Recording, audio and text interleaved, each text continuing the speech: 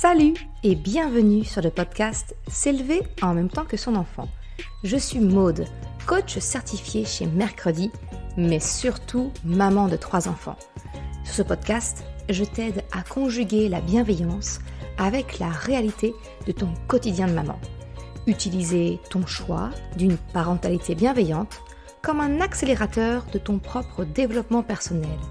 T'aider à changer de regard sur les situations que tu vis avec ton enfant pour t'en servir, pour grandir et apprendre sur toi. Hey, salut, je suis contente de te retrouver aujourd'hui pour un nouvel épisode interview. Où aujourd'hui, je vais te parler un petit peu avec Élodie Crépel de l'hypersensibilité, de la douance, en fait, de tout ce qui concerne les neuroatypies d'une manière générale. Et j'ai envie de te dire que Élodie, elle est plutôt bien placée pour en parler, vu qu'elle est elle-même hypersensible, également surdouée et maman de 4 enfants neuroatypiques également. En fait, j'ai rencontré Élodie Crépel en la suivant moi-même sur les réseaux sociaux et son blog à l'époque, quand je suis moi-même devenue maman.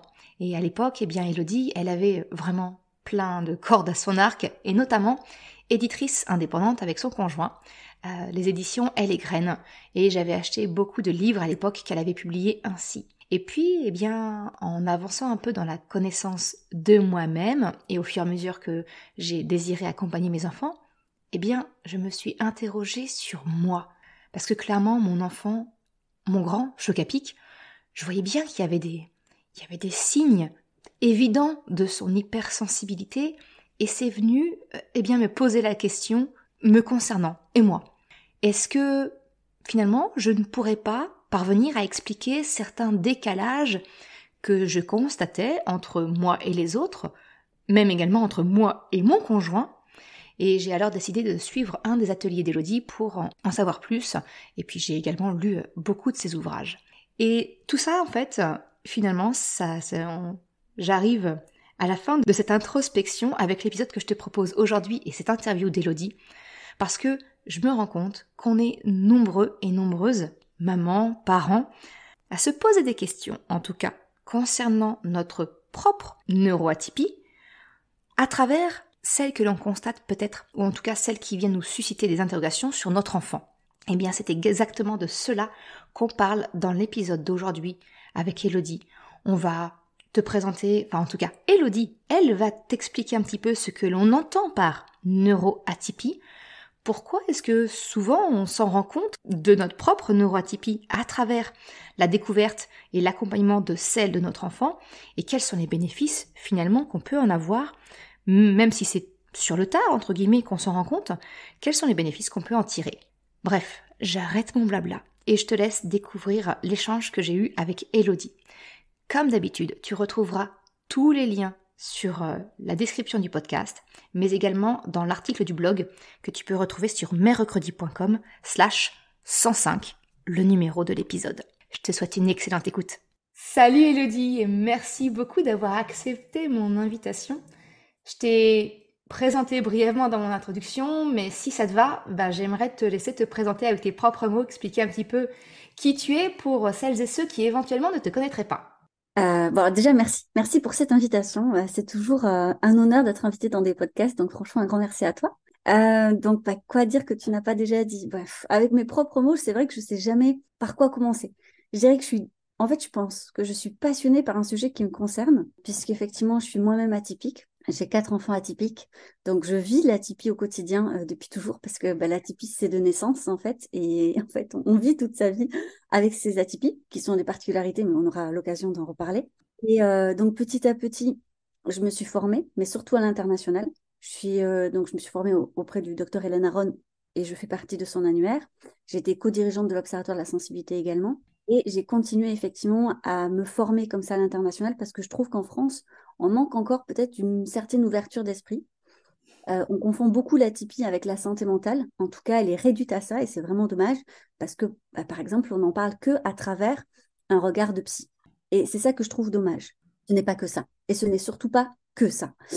Et du coup, j'essaye d'ouvrir en fait le champ, voilà, de peut-être un peu plus international sur le sujet, à travers mes réseaux sociaux, mon podcast également, mes livres, les conférences et les formations, puisque je forme également les professionnels sur le sujet. Voilà, je pense que j'ai. Couvert l'ensemble de tes casquettes. En fait, finalement, j'ai envie de te dire, qui tu es, ce que tu fais, ça représente un petit peu justement cette pensée en arborescence qui est Ouais. assez, qui est un trait assez connu, on va dire, des neuroatypiques. Voilà, cette pensée qui part dans tous les sens. Non, qui est pluridirectionnelle, on va dire.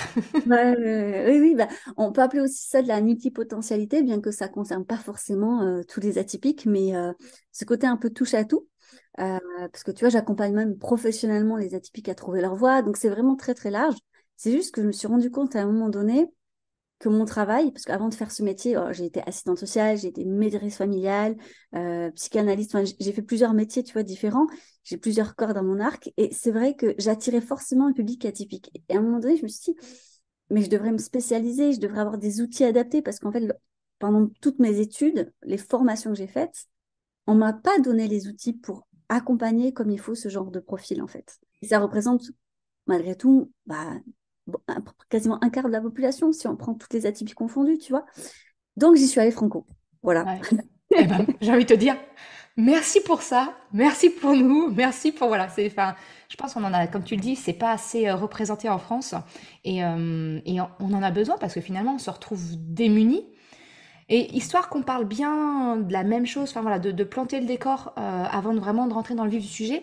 Est-ce que tu pourrais peut-être nous mentionner un petit peu les différentes atypies que ça couvre?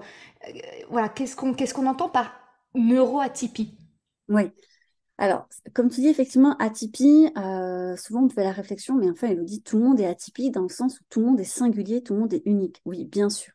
En fait, c'est juste que c'est un petit mot, mais qui symbolise en fait neuroatypie. On parle bien de neuroatypie, ça veut dire un fonctionnement cérébral différent d'une norme donnée. On Hmm, pourrait vraiment s'interroger sur déjà qu'est-ce que c'est être normal, tu vois. c'est ça. Et il a bien fallu, en tout cas d'un point de vue médical, qu'on repère un cerveau plus ou moins normal pour potentiellement aider ceux qui sortent de cette normalité. Hmm. Et c'est ça qui est intéressant, c'est que du coup, on l'a vraiment symptomatisé. Et d'ailleurs, il y a encore des réflexes où on parle de diagnostic et c'est pas toujours le cas. Donc aujourd'hui, il faut quand même être, et je trouve, très vigilant là-dessus, mais aussi très humble des connaissances qu'on a parce qu'elles évoluent constamment. C'est-à-dire que lorsqu'on va parler de neuroatypie, il y a tout ce qui est du spectre de l'autisme, autrement appelé TSA, voilà, l'autisme. Il y a le TDAH, donc ce qu'on appelle aussi trouble de l'hyperactivité, on peut entendre encore ce genre de choses, ou voilà, du manque de concentration, des fois il y en a qui disent un petit peu ce genre de choses. Il y a les troubles 10, mais il y a également la douance. Donc la douance, c'est le fait d'être surdoué, on entend aussi phylocognitif, zèbre, en fait c'est haut potentiel intellectuel. Il y a énormément en fait, de termes qui veulent dire exactement la même chose, hein, mais ça démontre, je pense, un petit malaise et peut-être qu'on n'arrive pas tous à se mettre d'accord parce que la connaissance n'est peut-être pas encore totalement aboutie ou la réflexion sur le sujet ne l'est pas. Et enfin, la cinquième, c'est l'hypersensibilité, qui est en réalité un haut potentiel sensible. En France, ça a été traduit par hypersensibilité, mais c'est pas le terme scientifique du tout, hein. C'est lorsqu'on a écrit ça, en fait, le traducteur, après, c'est normal, prennent des libertés, c'est logique, de traduction. Et c'est resté comme ça, même si on essaye de tendre à ce que ça évolue, parce que dans le mot hyper, il y a une connotation quand même très négative. Hmm. Et il y a cette idée de c'est trop. Et comme c'est trop, il faut se faire soigner. Et les gens y croient en fait. Et ça, c'est dommage. Après, ce qu'il y a des atypies qu'on ne connaît pas encore et qu'on n'a pas encore su finalement bien, repérer, c'est possible. Et c'est pour ça que peut-être il y a des gens, malheureusement, qui ne trouveront pas leur réponse dans ce qu'on connaît. Ouais. Ce que tu veux dire, c'est que finalement, on a encore créé des cases hors des cases et que potentiellement, il y a peut-être encore d'autres cases voilà, où on rentre pas dedans parce que simplement, c'en est une autre et qu'elle n'a pas encore été Mm. nommée. On n'a pas mis une petite étiquette sur la boîte. Tu corresponds à ça? Ouais, tu me tends la perche, donc je vais l'attraper. Souvent, on pose la question, mais est-ce que vraiment on doit nous mettre dans des cases, toutes ces étiquettes, est-ce que c'est vraiment positif? Ça, c'est vraiment, je pense, au cas par cas. On n'a pas le droit, à mon sens, d'obliger quelqu'un soit à rentrer dans ce case, soit à ne pas y rentrer. Il y a des gens qui en ont besoin. un peu comme une safe place, tu vois, se dire, ah, enfin, je mets un mot dessus. Parce qu'il faut bien se dire quelque chose que les gens, ils vont vous mettre des étiquettes. Depuis notre naissance, on nous met des étiquettes. Ah, il ressemble à papa, il ressemble à maman. Ah, elle est comme ci, elle est comme ça. Donc, les étiquettes, en fait, elles y sont. Et le souci, c'est quand on n'a pas les bonnes étiquettes, entre guillemets. Du coup, on pense ou on croit savoir qui on est et ça ne colle pas. Il y a quelque chose, il y a comme un décalage. On est un peu à côté de la plaque, on n'arrive pas à comprendre. En fait, nos réactions, on n'arrive pas du coup à se faire comprendre, à expliquer nos réactions. Donc, elles sont interprétées puisqu'on n'a pas en fait le bon mot qui correspond. Et on doute de soi et ça peut avoir des répercussions sur la confiance et l'estime de soi, sur les relations, sur après notre parcours de vie. Donc oui, il y a des gens qui vont avoir besoin de passer par cette case étiquette parce que enfin ça les soulage. Et pour d'autres personnes, absolument pas, c'est contraignant et c'est OK en fait. Et je trouve que c'est dommage parce qu'il y a cette espèce de débat où on veut imposer en fait aux autres ce que nous-mêmes on a envie pour nous. Mais ça fonctionne pas comme ça en fait, hein. Encore une fois, c'est une belle projection Voilà, c'est en ça. niant complètement le ressenti de chacun. Voilà, donc j'aurais envie de dire, mais chacun fait comme il veut. Merci, voilà, C'est ça. ça y est, le sujet est clos. Ah, je partage complètement ton point de vue. Effectivement, il y a des personnes chez qui les étiquettes, savoir, elle va être rassurant, va aider.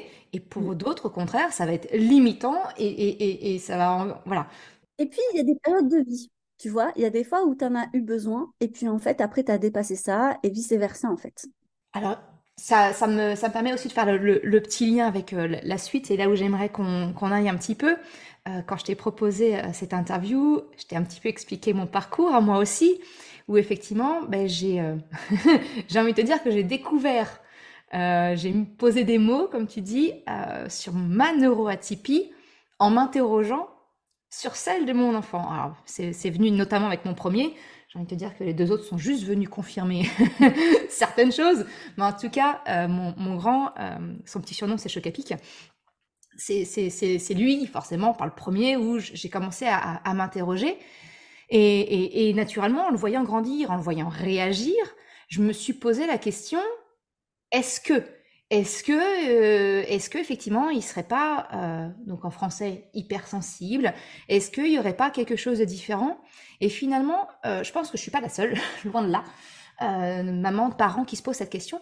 Comment est-ce qu'on peut savoir? Comment est-ce qu'on peut repérer chez notre enfant des choses qui pourraient expliquer certains comportements et se dire effectivement, il y a peut-être une neuroatypie ou non, c'est une évolution normale de son âge. Est-ce que tu aurais des petites clés comme ça à nous partager pour se lever ces petits doutes ou en tout cas des pistes pour dire vas-y, creuse parce que ça peut valoir le coup.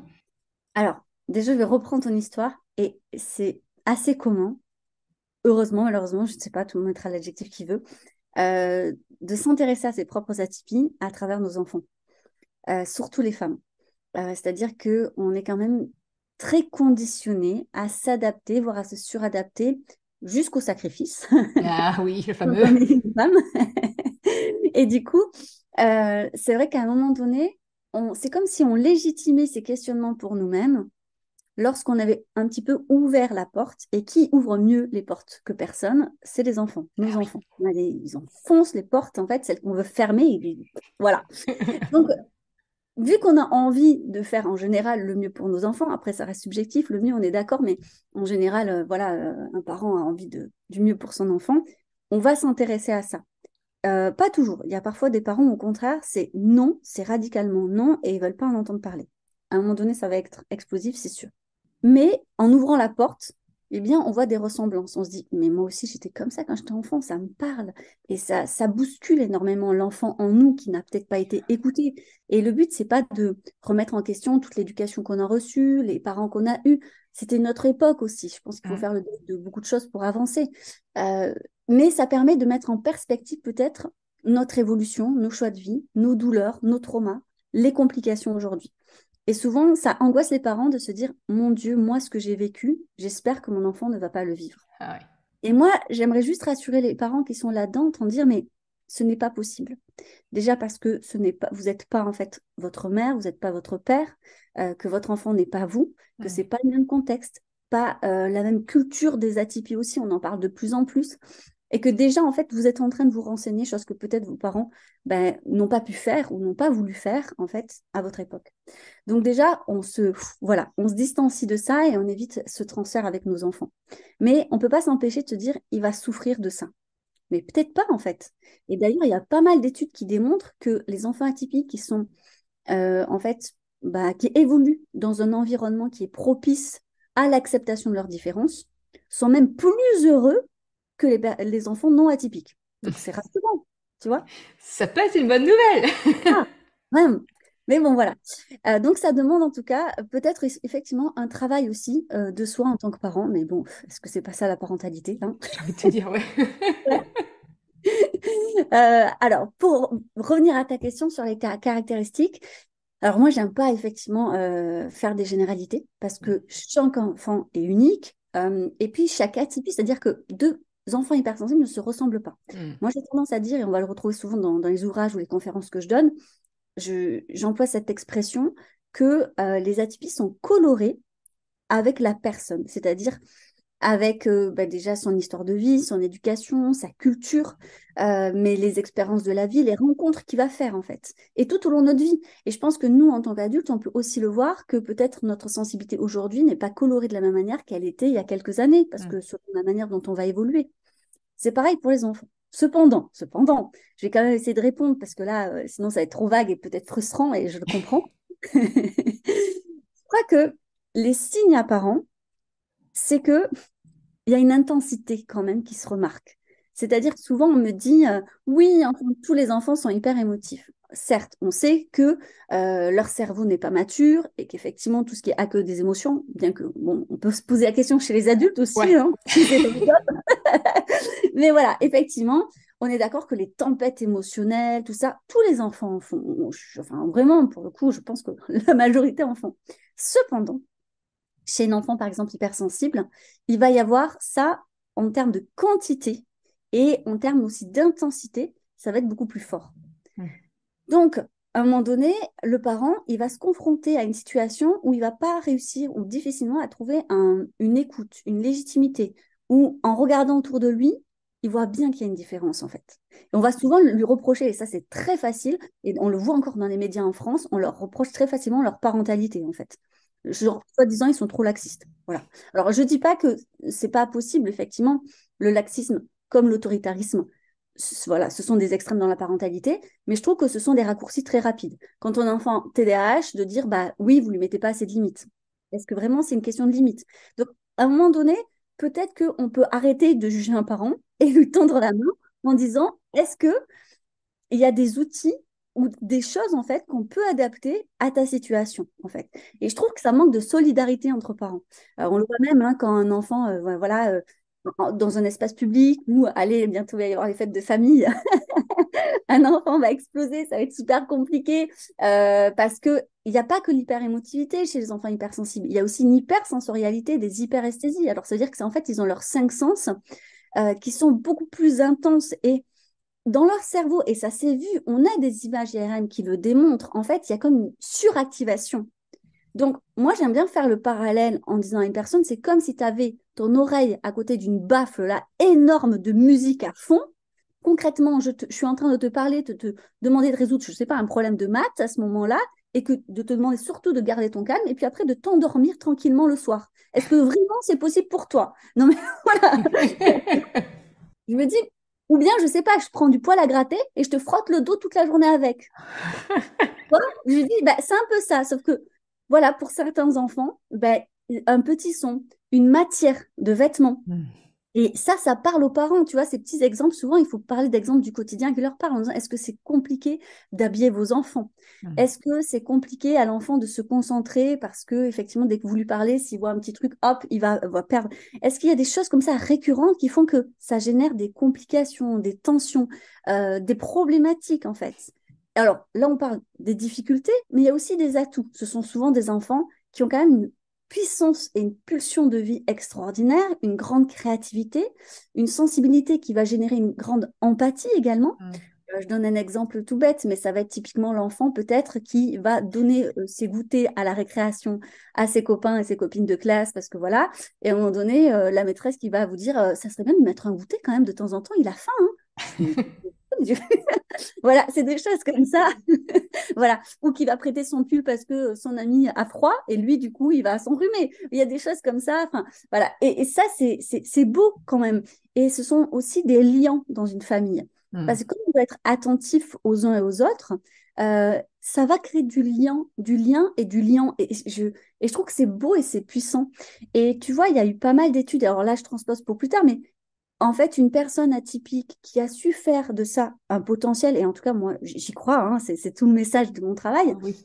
on se rend compte que ce sont des meilleurs managers, par exemple. Ils savent faire face aux responsabilités, ils savent comprendre les besoins des uns et des autres, ils savent transposer et expliquer aussi leurs propres émotions. Donc, ils ont des relations aussi beaucoup plus épanouissantes. Ce sont des gens qui sont en général mieux dans leur vie, qui sont en capacité de faire des choix en fonction de leurs besoins. Enfin, tu vois, je trouve vraiment que ce sont des personnes extraordinaires, mais encore faut-il leur laisser cette possibilité de l'exprimer. De l'exprimer. Ouais, c'est ce que j'allais dire. En fait, finalement, quand je vois, moi, les mamans que j'accompagne, souvent, ce qui ressort, c'est la peur. C'est la peur de la souffrance de l'enfant neuroatypique. Et comme tu le dis, c'est parce que ça, on regarde ça avec le spectre que peut-être nous, on a connu en étant enfant et qu'on n'a pas, bah, voilà, comme tu disais, hein, nos parents n'ont pas eu les clés, n'ont pas voulu, ou peu importe, mais on n'a pas été accompagnés comme on aurait pu. Donc effectivement, c'est devenu quelque chose, un point de douleur. Mais si aujourd'hui, nous, on a les éléments, on met en face, on essaye en tout cas d'accompagner ces enfants, ils ont tout le potentiel pour au contraire que ça en soit un super pouvoir et ils ont, enfin, ça a tellement à apporter, enfin, surtout dans la société d'aujourd'hui, j'ai envie de te dire, ça peut pas faire de mal, hein, Non. clairement. Après, je vais pas nier une réalité. Les chiffres sont là. Ce sont des enfants qui peuvent être plus malheureusement victimes de harcèlement scolaire, c'est un fait. Mais c'est pas, par exemple, la route n'est pas tracée. En Ouais. fait, c'est pas parce qu'ils sont atypiques qu'ils vont plus souffrir que par-ci. Non, ils vont être confrontés à certaines difficultés parce que, en fait, c'est intéressant de voir qu'il y a des atypiques qui ressentiront toute leur vie ce décalage en disant, mais pourquoi je ne suis pas comme les autres? Hmm. Et il y a une autre partie de la population des atypiques qui vont toujours se dire, mais pourquoi les autres ne sont pas comme moi? Au final, ça revient au même. On sent qu'il y a un décalage. Ouais, mais le regard n'est pas le même. Il n'est Non, pas orienté de la même exactement. façon. Exactement. Ce décalage, je crois qu'il faut le légitimer parce que souvent, en fait, soit on se flagelle soit il y a une colère contre le monde. Donc, ça dépend ce qu'on en fait. Ça dépend aussi de la confiance que nos parents et l'amour qu'ils nous ont porté parce que bah, forcément, si on a été dans un environnement où on a été accepté avec nos particularités et on nous a pas reproché ce trop, ce pas assez, ce pas comme il faut en tout cas, eh bien, au final, on a envie d'en faire quelque chose, on a envie vraiment, en fait, de développer ça. A contrario, dans un environnement peu propice où, eh bien, on a eu beaucoup, beaucoup de réflexions de la part de nos parents, ou en tout cas des personnes qui nous entourent d'amour, qui sont vraiment dans le premier cocon, bah, on va tout le temps s'auto-flageller, en fait. Je suis pas comme il faut, je n'y arriverai pas. C'est normal qu'en fait, on ne m'aime pas. Il y a cette idée derrière, en fait, qu'il faudra évoluer. Et en général, il faut passer par la thérapie pour déconstruire tout ça. Et oui, l'atypie va générer, par contre, une intensité supplémentaire dans l'autoflagellation. Mais j'ai envie de te dire, c'est quelque part, c'est le trait commun de la neurotypie. C'est l'amplitude. C'est un sentiment que tout à chacun peut avoir, le sentiment de, voilà, de s'autoflageller, sauf que ben, on a tendance à le pousser dans les extrêmes, comme tout, comme nos joies, comme nos peurs, tout est poussé, et le curseur un petit peu plus. C'est intéressant d'ailleurs, tu vois, quand tu dis tout est poussé dans les extrêmes, parce que on peut nous voir reprocher, en fait, oh, mais tu pleures tout le temps. Et parfois, il y a cette image et ce préjugé de se dire que la personne hypersensible, c'est quelqu'un qui pleure tout le temps, mais absolument pas. Il y a des personnes hypersensibles qui ne pleurent pas, hein, parce qu'ils expriment autrement leur tristesse aussi, c'est possible, ou bien parce qu'ils sont conditionnés à l'exprimer autrement. Mais il y a aussi ces réflexions sur la joie. Genre, ben, calme ta joie quand même, ou bien ça va, dis donc, tu te mets dans un état, c'est bon, vraiment, ça te rend heureuse à ce point-là. Donc, il y a aussi ça, en fait, c'est-à-dire qu'on a vraiment l'impression qu'on a le droit de ressentir des émotions, mais il faut vraiment qu'elles soient très normées entre ça et ça, tu vois. Alors, bon, si on m'écoute, on ne le verra pas, mais entre deux curseurs très proches l'un de Restreint. l'autre. C'est Voilà, ça. voilà, c'est très étroit. Et du coup, ça donne cette sensation, et j'entends souvent de la part des atypiques en disant, ce monde est trop étroit pour moi. Je Ouais. me sens trop étroit. Maintenant, avec l'Internet, je trouve, les réseaux sociaux, ça agrandit un peu le prisme et peut-être ça donne liberté à certains qui n'avaient pas dans leur vie. Mais il y a ce truc de qu'importe tout ce que je peux faire, toutes les expériences que j'ai envie de mener, j'ai l'impression que c'est toujours trop étroit pour moi. Et je trouve que ça revient souvent, en fait, cette sensation d'étouffer, que c'est pas assez, qu'on aimerait juste 1000 vies et ou la difficulté de faire des choix aussi. Ce qui explique que parfois certains enfants, pour revenir sur les enfants, vont changer régulièrement, par exemple, d'activité extrascolaire. Les parents s'inquiètent en se disant, oh là là, mais il faut quand même, voilà, il n'est pas persévérant, dès que c'est en difficulté, il veut changer. Peut-être pas, en fait. Peut-être que juste, il a besoin de ça parce qu'il a besoin de toucher à tout. C'est comme ces enfants qui, en fait, vont picorer 10 assiettes différentes. Ils n'ont pas envie de manger un seul plat unique. Il y a des choses comme ça et on veut nous cloisonner à un choix, à une seule vie, à une seule manière de voir les choses. Et c'est là où l'atypie, c'est intéressant, et aussi pour le monde, parce qu'en fait, ça ouvre toutes les portes et toutes les perspectives en disant, ben, en fait, c'est juste pas possible parce que j'étouffe. Ah ouais. Mais ça me parle tellement. Il y a tellement de points où je te serais dit, ah, mais oui, mais oui, mais oui. Et si je reviens du coup au sujet, comment, finalement, comment est-ce que tu expliques le fait que tant de parents, des personnes donc de notre génération, découvrent leur propre atypie en se rendant compte de la neuroatypie de leur enfant? Pourquoi est-ce que du coup on passe notre vie, comme tu le dis, à se sentir étroit, en décalage, pas compris, pas comme tout le monde, et que finalement ça arrive comme ça sur le tard à travers nos enfants qu'on dit ah mais en fait il y a peut-être une raison pour que je me sente si en décalage par rapport aux autres. Je crois qu'on se le permet davantage quand on a des enfants parce que l'amour qu'on leur porte est tellement fort que ça fait péter les barrières du conformisme. C'est-à-dire que beaucoup d'atypiques souffrent du syndrome du caméléon, c'est-à-dire qu'on ne sait pas juste s'adapter, hein, le caméléonisme, c'est se suradapter par crainte d'être rejeté, d'être abandonné, de ne pas être aimé. Et on a tous besoin en tant qu'être humain d'être accepté, aimé par ses pairs en fait. Du coup, l'enfant, lui, par contre, nous donne, je pense, assez de puissance, de légitimité, de dire, mais en fait, je m'en fous, j'y vais par amour pour lui, par amour pour elle, en fait.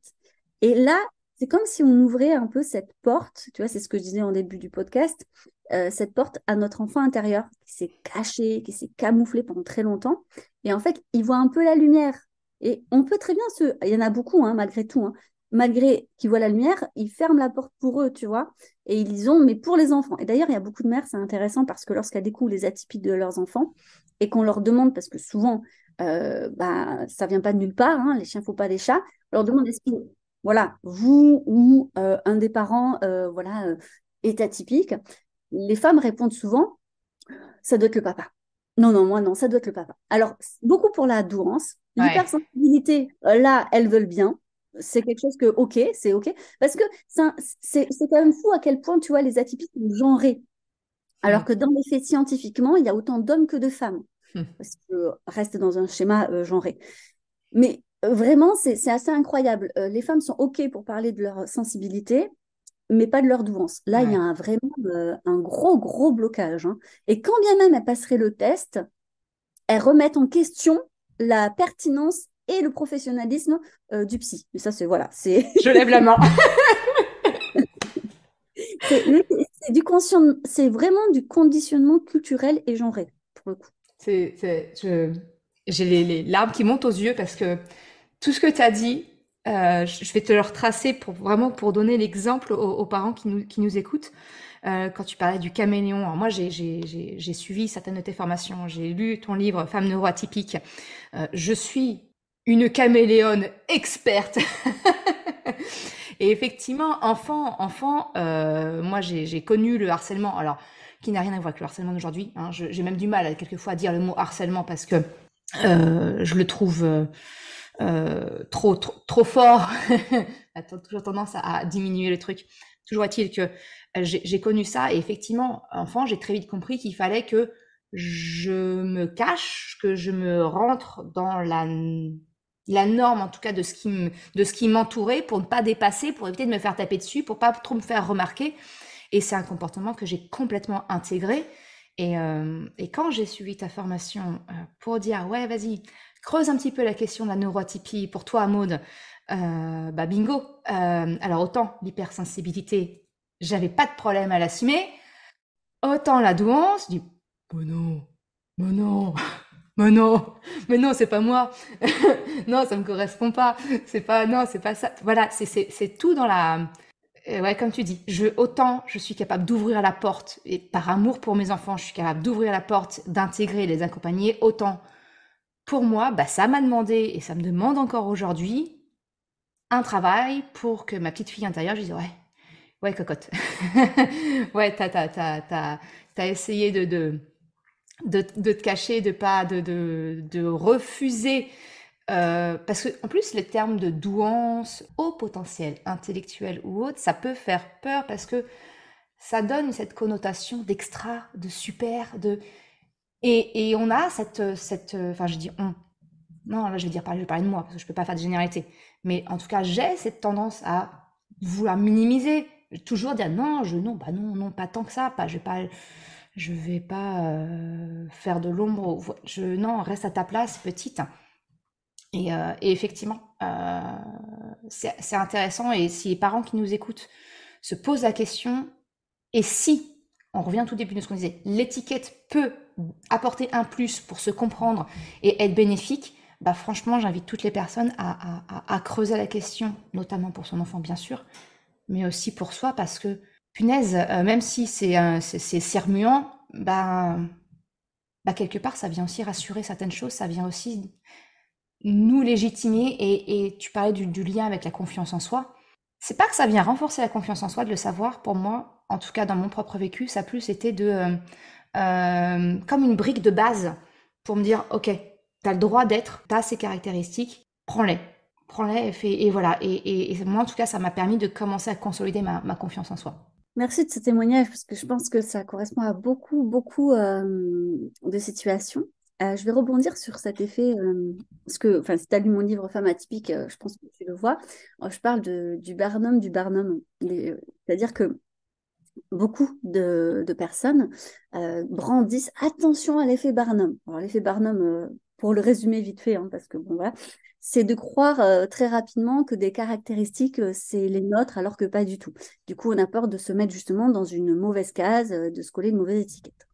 L'effet Barnum existe, bien sûr, ça a été un fait scientifique en psychologie qui a été prouvé maintes fois, bien évidemment. Mais du coup, ce qui est très intéressant, c'est à quel point cette peur-là empêche en fait les personnes atypiques d'y aller et notamment les femmes. C'est-à-dire qu'en fait, elles se servent de ce biais-là pour se convaincre elles-mêmes que ça ne peut pas les concerner. C'est ce qu'on appelle le Barnum du Barnum.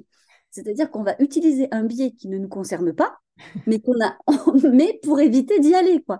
Et donc, c'est ah non, non, mais moi, j'ai trop peur de l'effet Barnum, donc ça ne me concerne pas. Mais non, en fait, là, tu es quand même dans le Barnum du Barnum. Parce que si tu veux pas aller dans un biais, mais en fait, vas-y, renseigne-toi. Mm. Ça veut pas dire avale tout ce qu'on te dit, absolument pas. Heureusement, il faut garder son sens critique, il faut y réfléchir, ça prend du temps, bien évidemment. Mais là, tu as juste peur d'y aller, en fait. Donc, c'est quand même un biais. Renseigne-toi, creuse. Peut-être que oui, peut-être que non. Va voir un professionnel formé et compétent. Voilà, va chercher tes réponses. Et comme je dis toujours, on est toujours légitime à se poser des questions sur soi. Mm. Et ça, c'est étrange à quel point c'est compliqué à mettre en pratique. Oh que oui. C'est-à-dire que pour ces enfants, ok, pour soi, c'est autre chose. Je pense que ça vient révéler aussi des inquiétudes.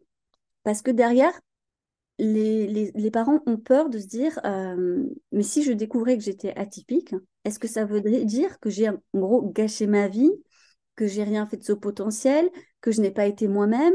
Moi, j'ai envie de les rassurer en disant, mais si, enfin, que je sache, vous avez quand même fait des choix de vie qui vous correspondent, ou peut-être que non, peut-être que vous avez des regrets, mais ça, c'est le cas de tout le monde, en fait, qu'on soit atypique ou non.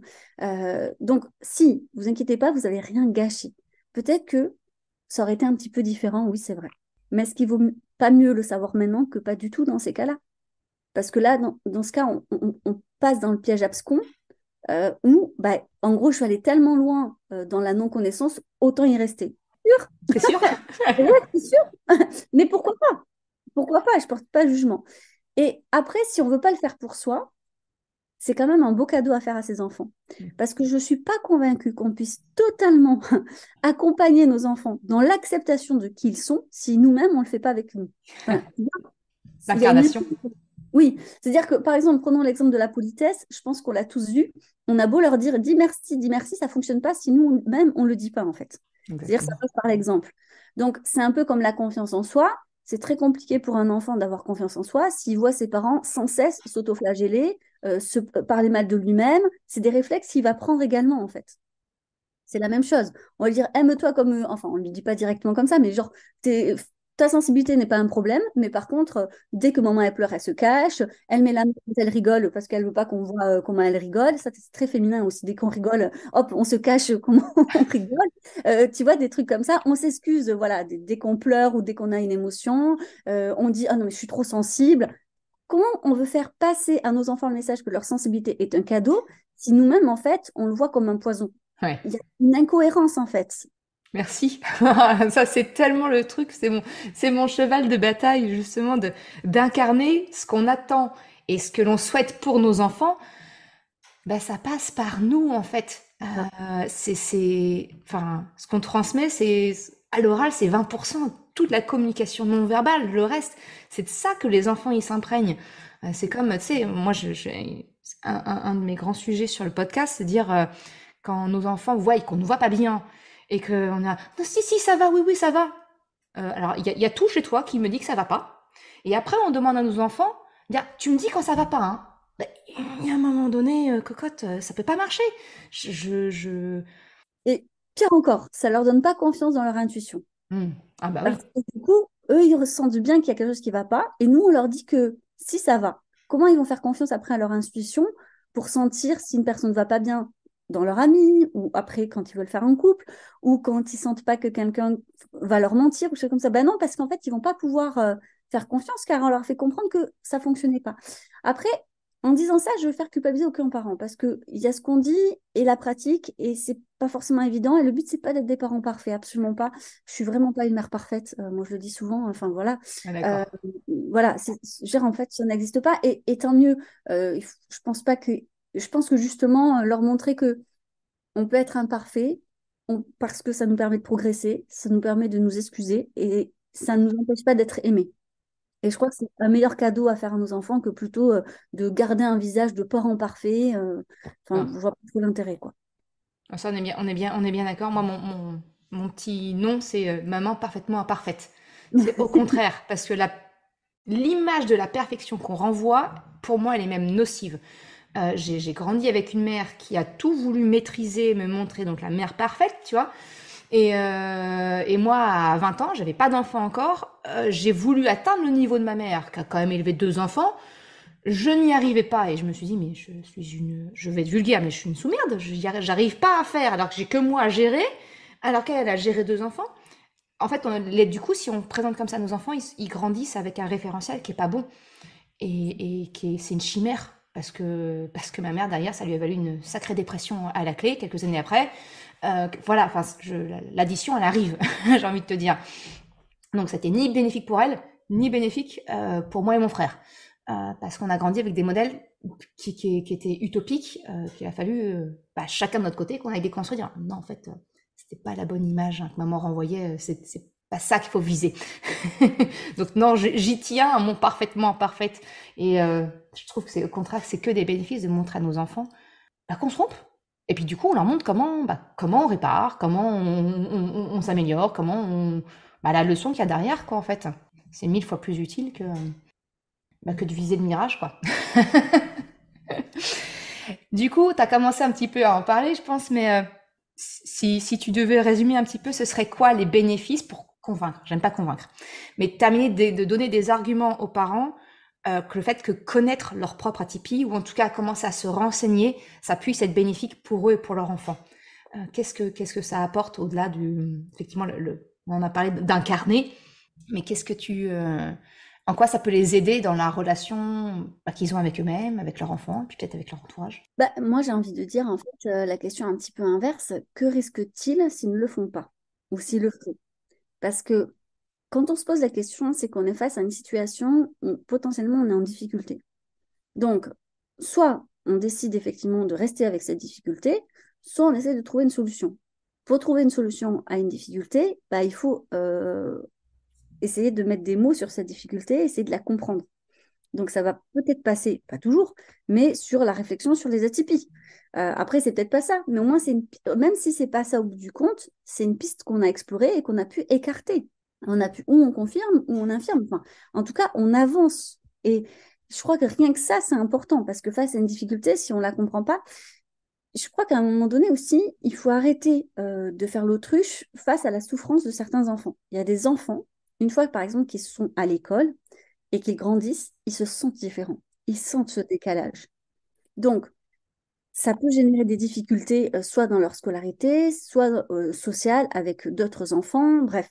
Donc, on en fait quoi de ça? On se dit, bon, c'est pas grave, il va grandir et on verra bien. Ok, enfin, je veux dire, comme vous voulez. Mais si vous choisissez le truc de, j'ai envie peut-être de lui apporter l'accompagnement le plus adapté, j'ai envie en fait, qu'il ait confiance en lui, qu'il ne perde pas, en fait, confiance en lui, qu'il puisse s'épanouir, en fait, on va creuser le sujet. Alors, au début, on va peut-être écouter des podcasts, lire des livres, aller sur les réseaux sociaux, sur Internet, pourquoi pas. À un moment donné, si ça commence effectivement à se dire, ah, ça me parle quand même, il y a beaucoup de pistes, peut-être que ça vaut le coup effectivement d'aller voir un professionnel formé.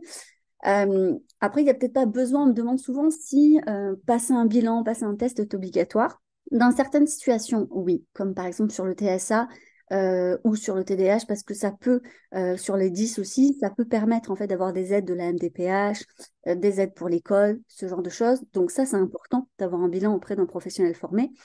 Par contre, pour le HPI, si on veut faire un saut de classe aussi, ça peut être important, ou il y a des classes spécialisées. Pour le HPS, ça peut être intéressant aussi parce que lors de la passation, on explique les petites particularités de l'hypersensibilité chez l'enfant et donc peut-être le faire valoir auprès de l'école.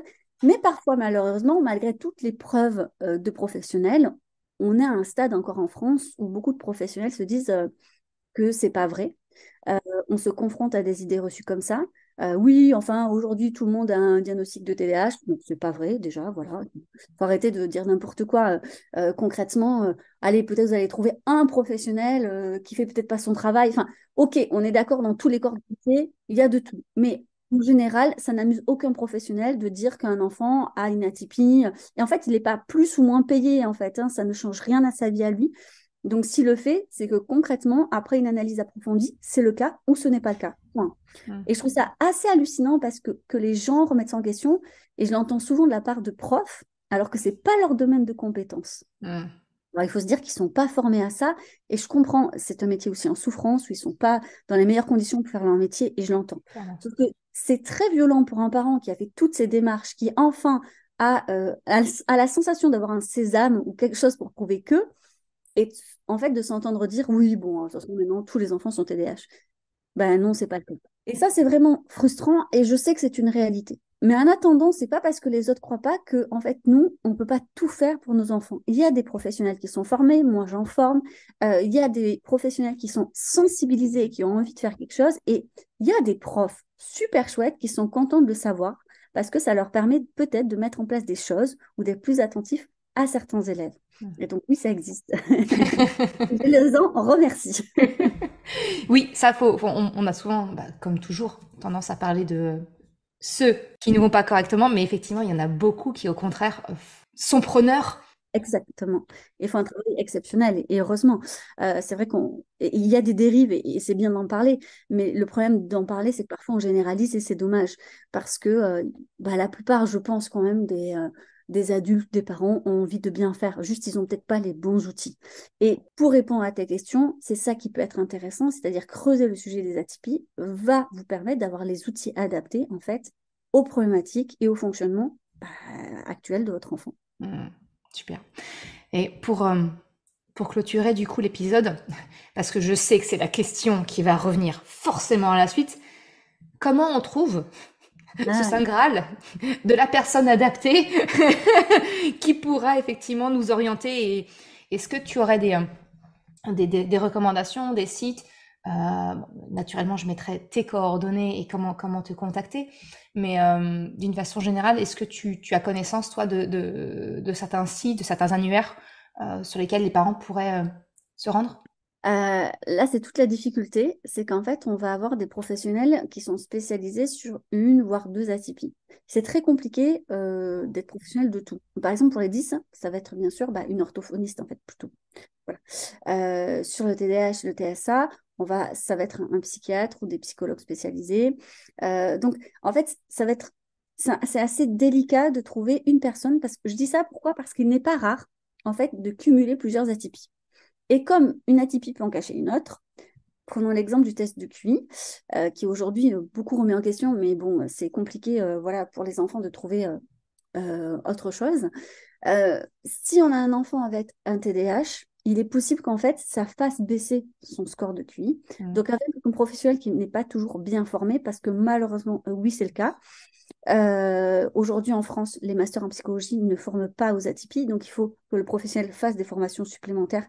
Et ce n'est pas toujours le cas. Il peut très bien faire passer la passation de QI sans formation. Mm. Ben, il peut ne pas détecter ça, dire que l'enfant n'est pas HPI, ne même pas voir le TDAH, et le parent, il a dépensé 300, 500 euros pour s'entendre dire, bah non, il n'y a rien. Circuler, il n'y a rien à voir. Ouais. Voilà. Alors qu'en fait, elles se cachent l'une et l'autre. Mm. Donc, quelqu'un qui est formé va creuser, va comprendre pourquoi le QI est hétérogène, va essayer d'essayer, voilà. Mais ce n'est pas toujours le cas. Donc, moi, à chaque fois, on me demande des coordonnées et je suis bien malheureuse de dire que, en fait, mis à part le bouche à oreille, ça va être très difficile. Moi, je forme des professionnels et je mets leurs coordonnées après dans mon annuaire qui est sur mon site internet ou en story à la une sur Instagram. Mm. Après, il y a des associations qui sont très bien. Peut-être voir auprès des associations. En parler à son médecin généraliste, au pédiatre. Je trouve que si on a un bon lien avec, ça peut être hyper intéressant. Et lui-même a peut-être des coordonnées de psychologues autour de chez soi, des psychiatres qui peuvent effectivement, éventuellement, voilà. Mais les délais d'attente sont très longs.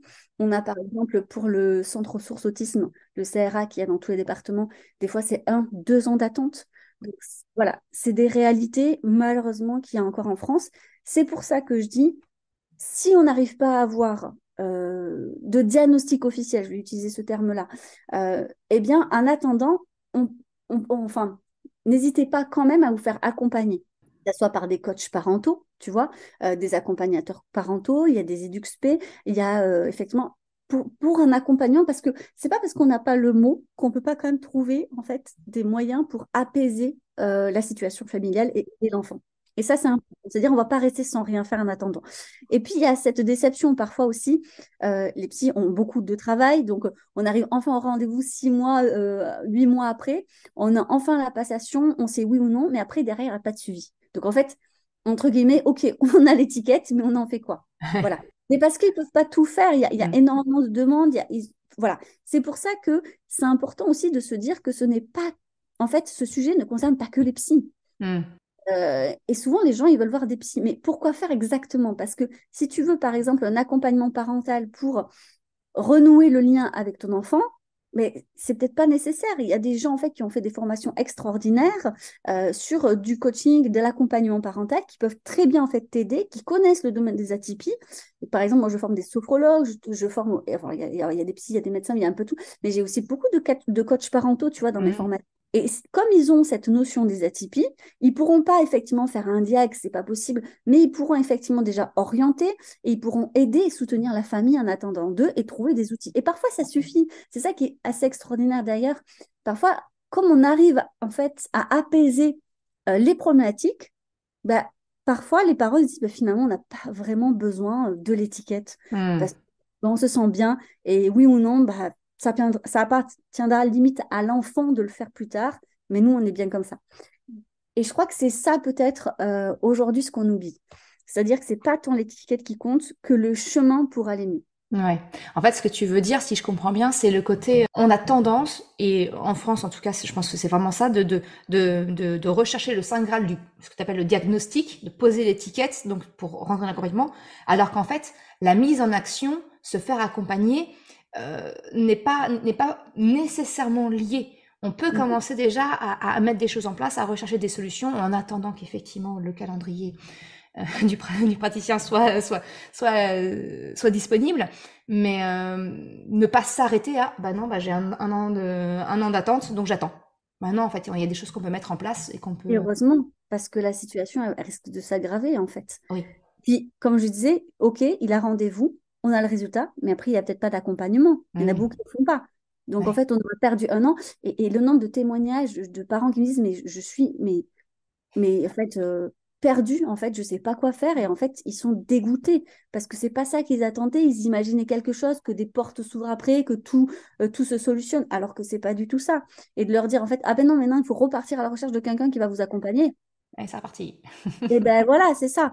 Ils ont la sensation d'avoir perdu du temps. Donc, il vaut mieux leur dire dès le départ quelle est la problématique à laquelle vous faites face ou auquel vous faites face et trouver quelqu'un d'abord pour en fait soulager ça. Dans l'immédiateté. Et puis ensuite, voilà, ça se... Oui, parce que en fait, il y a beaucoup, on n'en a pas parlé, mais bon, ça serait trop long, on arrive en fin d'épisode, mais le burn-out parental est une grande problématique aussi lorsqu'on a des enfants atypiques, parce que cette intensité, il faut la vivre au quotidien, c'est pas rien. C'est clair, ça use, ça use notre propre énergie qu'on n'a pas toujours. C'est ça. C'est d'ailleurs, beaucoup de parents témoignent, j'ai la sensation de donner, que son réservoir affectif se vide, mais ne se remplit totalement jamais. Donc, c'est des enfants qui vampirisent parfois. Et j'utilise le terme vampirise sans connotation négative, mais parce que parfois, on peut le ressentir comme ça. On est vidé, sans compter la charge mentale, la responsabilité et les aléas de la vie. Donc, oui, il faut trouver du soutien avant même, en fait, de vouloir absolument poser un mot. Et en fait, ça va se faire naturellement. C'est ça qui est chouette aussi. C'est que ça se fait souvent naturellement comme ça parce que c'est parce qu'on va chercher du soutien qu'on a aussi la force de continuer les recherches, de continuer à aller au bout des choses et que c'est long. Et puis, c'est souvent pas pris en charge financièrement aussi. Oui, finalement. Donc, tant qu'à faire, j'ai envie de dire, autant se renseigner et soulager notre quotidien dans l'immédiat, pas attendre. Parce que c'est un marathon, la parentalité. Oui, je te confirme. Et si j'en crois ma maman qui va bientôt avoir 70 ans, qui me dit non mais même à 70 ans, j'ai beau en avoir 41, mais non mais ça ne change rien, on s'inquiète toujours. Ah, c'est ça, on est d'accord. On n'a pas compris qu'on avait signé jusqu'au bout. Mais écoute, un grand merci à toi, Elodie. De toute façon, comme je fais d'habitude, absolument tous les liens pour te retrouver, suivre tes livres, tes formations, tout ça, ça sera en description de l'épisode et puis dans l'article associé. Mais un grand merci à toi pour ce que tu nous as apporté aujourd'hui. Merci à toi. Merci. Merci d'avoir écouté cet épisode jusqu'à la fin. Tu retrouveras les liens mentionnés en description de l'épisode ou bien dans sa retranscription sur le site merrecredi.com.